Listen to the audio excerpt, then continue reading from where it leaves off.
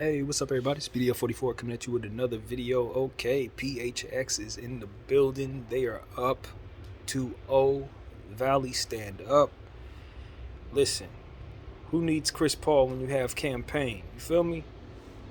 Man, there's so much to say about that basketball game from Devin Booker and um, Patrick Beverly colliding, Booker needing stitches, and Beverly having a cut on his head, to the last second dunk lob situation, perfection play by, um, Monty Williams, drawn up by Monty Williams and executed to perfection by Jay Crowder, and of course DeAndre Ayton, the great young talent DeAndre Ayton. This young fella is playing lights out these playoffs, man, and his conditioning is A1. He moves fluently. He's super athletic. He's not afraid to make quick decisions and decisive moves. He takes advantage of the mid-range. If you leave him open, he doesn't hesitate to take advantage of the mid-range. One of my favorite aspects of his game, because he's one of those players who can shoot, and he gets mistaken as someone who you leave open like that. But he did hit that shot when he was drafted. One of the things that people loved about him was the fact that he could stretch the floor. So the fact that it is now a forgotten aspect of his game, or it's that it's something that people don't think he can do, it really works in his favor. They give him this mid-range shot, and he's maximizing his opportunities with that. Shout out to Devin Booker for just playing physical tonight, putting his body out there. Same goes for Patrick Beverly, who was awesome tonight in regards to defending Devin Booker. As I said, I mentioned campaign was fantastic. Jay Crowder played well. Paul George didn't shoot well, but his impact was felt out there because he was aggressive. And I think when you're struggling, you want to see players do the things that Paul George did. He got involved defensively. He didn't hesitate in taking shots. He didn't seem to really question himself in some areas, but the thing that hurt him the most obviously was missing those 2 free throws down the stretch. So it's gonna look as if he had a pandemic P game, but I didn't get pandemic P vibes. He just was missing shots, honestly. But he's definitely gonna get some flack for missing those free throws, no question about it. Luke Kennard played very well in limited minutes. He was doing unsung stuff. This is the thing about this game. As I was watching it, the Phoenix Suns were doing loud plays. They were doing stuff that was feeding off the energy of the crowd and really using the momentum in their favor.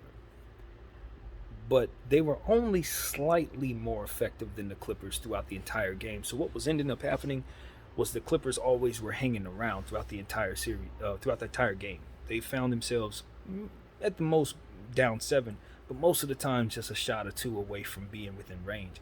And what ended up happening was the Clippers were able to take advantage of really some officiating good luck, I guess you can call it, that took the Suns out of their momentum, and the Clippers were able to gain the lead finally after hanging around all that time. And they were just doing the right things. You want to give credit to guys that were playing down there for the Clippers. Reggie Jackson's continuing to have stellar play. He's been great for them. Marcus Morris' presence was felt. Boogie Cousins' presence was felt. Rondo was out there doing what he does. Terrence Mann did some good things. I wish he would have had a bigger role tonight. Zubats was out there playing well. So you want to take your hats off to the Clippers, who entered a very tough environment, down Kawhi Leonard, with a struggling Paul George, and still managed to have themselves really within striking distance of the win, all the way down to the wire. But you gotta give credit to the Suns. But the thing about the Suns, I tell them, I would say, you guys barely won that game. Like you are in a space where, if this game were in Staples Center, I don't know that it goes your way, because a lot of the stuff that seemed to be going their way was like I said, off of the momentum of the crowd.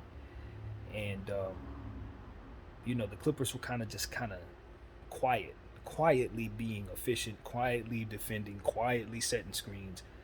It was the Suns that were the louder team. You feel me? If that makes any sense.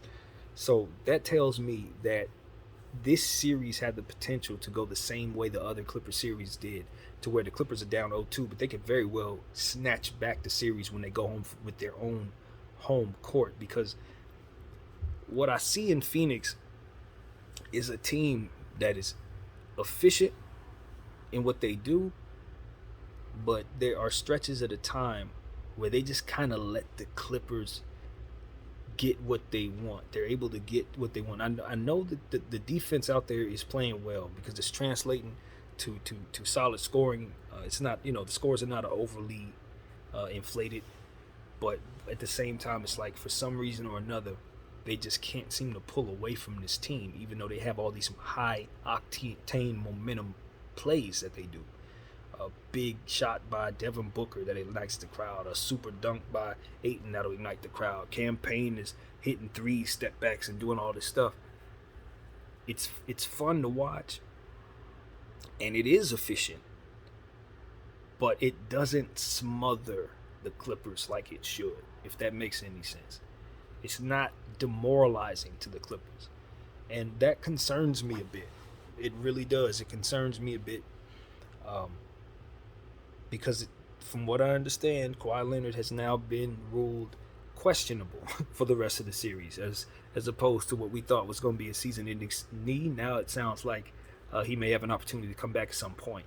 So if he does come back, that's going to be interesting to see how much he can give him and if he's going to be the difference maker. Now, Chris Paul, of course, missed tonight's game. They seem to be playing well without him. They're making it work. But it would be great for him to check back in if possible. If he, now's the time. If they can get him back out there, it would be great. Because even though they won this game, the Clippers should feel very confident heading back to Staples. Very, very confident. But the thing about it is they're not going to get any more athletic in the inside, and that's where they're hurting right now, to me, in my opinion. Clippers are able to keep up with the Suns in every other area, but where they're hurt is in the center position. Ayton is murdering them. He is having a good time doing it too, and they have no answer for him. I like Zubats, but he's stuck to the ground. I like Boogie, but he's not in that type of shape anymore, and he won't be because of injuries. So I don't like this series going forward for the Clippers. I never did actually get a chance to make a prediction because really the series just started so fast. The turnaround was crazy. We're already at game 2, so it's like, I don't know. Me giving a prediction at this point is kind of ridiculous. But what I will say is, what I'm seeing out there is what has a potential to go the distance. This series is not a short series, in my opinion. Although the Suns are up, expecting Chris Paul to come back, which is really, really scary for the Clippers. At the same time, it's like they're still able to weather whatever storm. The Clippers have proven that they stay poised under these circumstances. They have proven that they have players that are not ones to panic in situations like this. So I'm confident that they're going to come back and make a hell of a game out of game 3. But there's no guarantee. Even in saying that, there's no guarantee that they win game 3 because they're going up against a team like the Suns that kind of have the same attitude.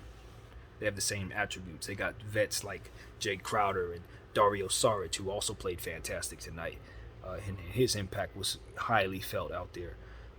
You got guys like that who really aren't interested in really tripping off pressure, but more so just looking to be as efficient as they can, and are singular-minded in going after this championship, just like the vets on the Clippers side. It's fun to watch, man. And then the coaches are doing a fantastic job. I got to admit, it's been great coaching on both sides. Ty Lue pressing the right buttons. Monty Williams getting something out of everybody. Give credit to Cam Johnson, whose impact was also felt for the Phoenix Suns tonight. He did some really good things, heady things, keyed steals, rebounds, that kind of stuff. Even though his three-point shot wasn't necessarily falling tonight, he came in the game and did exactly what you want to see him do, which is just be active, be involved, and accompany Mikal Bridges in what he does defensively, which is be everywhere all the time. Mikal Bridges is the difference maker. not just in regards to this series, but in any series that he plays in, because no one actually knows how good he is. He's just kind of a role player on a really good team who plays the 3 and D position, so you know it's important. But what you don't realize is that this dude doesn't really have many flaws at all. He's just a really, really fantastic player in a role that just slots him in so perfectly that he doesn't really have to worry about doing more than what he's asked to do. But if you just watch only him, he's doing everything that you want him to do. He's putting himself in position to stretch the floor. He's always cutting all the time. On the defensive end, he covers a lot of ground really, really fast and gets his hands involved and is active. He's fantastic in the open court. He finishes very well. He's a fantastic free throw shooter. He shoots the 3-point ball as fluently as you need him to from the 3-point position, from the 3 position. He's everywhere. He's everywhere. He's exactly what you want him to be. And he's smart. And I've been singing his praises all year long, but the world is starting to see it now.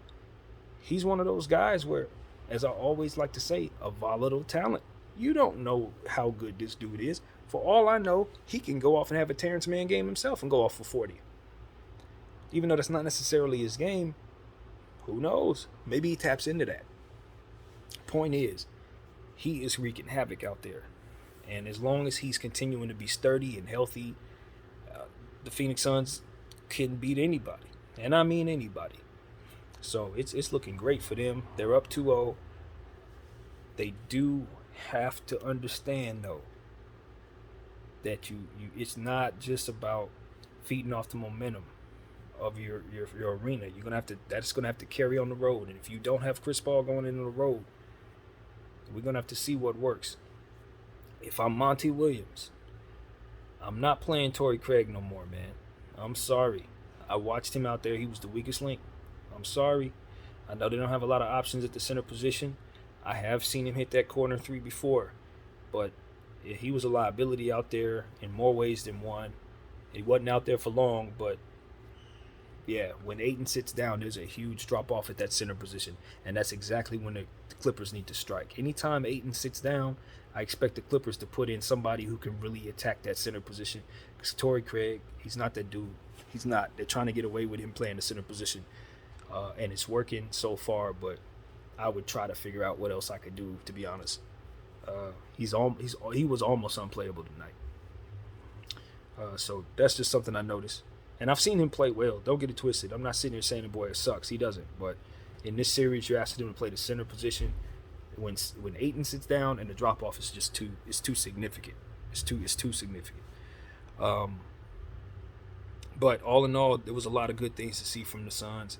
But I tell you, man, and I've mentioned this a million times, but I just don't like the stoppage of play.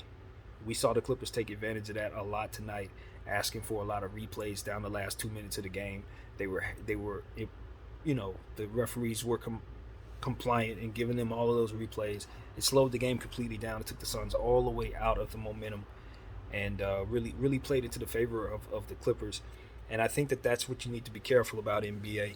You know, when you reward teams these extra timeouts so that the referees can take a break to look at what's going on, you're also giving the players a break. You're giving the coaches opportunities to, write up plays. You're telling hot players that they got to sit down and wait a little bit before they get back out there and shoot the ball. I mean, there's something to be said for just extra time away from running. Some of that is good, some of it is not. So when you do it, you have to understand that you're providing an advantage to someone. And it does affect the way the game is played. It affects everything. And we saw that tonight. I think if we didn't have all those stoppages of plays, I think we have a different score. I think we see different stats. I think a lot goes on differently down there. So I think the NBA failed tonight. I think they were efficient in what they were trying to do in terms of looking at the plays and getting the plays right. But I think in terms of all the stoppage of plays, I mean, what's the point of limiting timeouts? Why only give teams so many timeouts if you're going to provide extra 6-7 timeouts for everyone who wants to see something in the last 2 minutes of the game? It's just, no, that's not good to watch as a fan. It's probably not good for the players in terms of their physical stopping and starting, stopping and starting.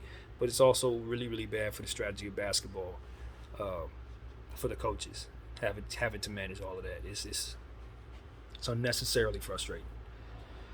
So that's one thing. Oh, while we're here, I like the rule changes that they made, the Trae Young, so to speak, rule changes. They're going to be keeping guys from jumping into guys, jumping back into guys as they're shooting jump shots. So much more offensive fouls ahead on jump shots. Instead of guys getting these funny-looking three-point plays, those are going to be going the other way. So guys like Trae Young and James Harden, they're going to have to figure out other ways of scoring the ball, because not only can you not do that, but now they're going to call fouls on that. So, yeah, it's going to turn the tide on a lot of things.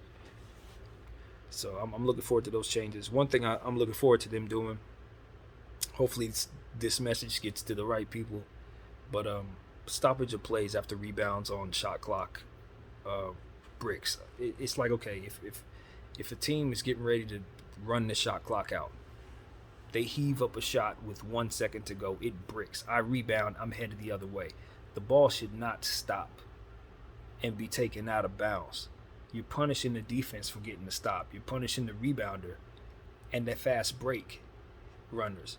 And most importantly, that can initiate injury, bro. When somebody's in a full sprint going on a fast break and they hear a whistle, they got to pull up. Pulling up can cause a lot of issues. So that's something the NBA needs to take a look at. It's very frustrating to watch as well as a fan. We're on a fast break, bro. The only reason why I want to see the ball go out of bounds is if somebody fouls me. Not because the shot clock was run out. The shot clock ran out, but the possession has changed now that I've rebounded the ball. So you're essentially punishing me for something that took place behind the play. So that's just not. No, that's bad. That's bad basketball. Somebody needs to realize that. And change it. So, yeah, man, that's what I got to say. I think I'll leave it at that. This was a fantastic game. The Clippers are down 0-2, just like they always are. But they're headed back home, and I do believe in some strange way that was a moral victory. I do. I think they were down the whole game. They stayed close. And if it weren't for some miraculous heave rebound, heave lob, they win the game. If it weren't for 2 missed Paul George free throws, they win the game. So they did a lot of things right out there, and they should be able to build upon that momentum. Unfortunately, they do understand that Chris Paul's on his way back at some point. Question is, what kind of shape will Chris Paul be in? Because all it takes is a couple games, couple weeks for guys to get out of shape. We saw that with Dennis Schroeder. When he went away with the COVID-19 protocol crap, he came back and he struggled.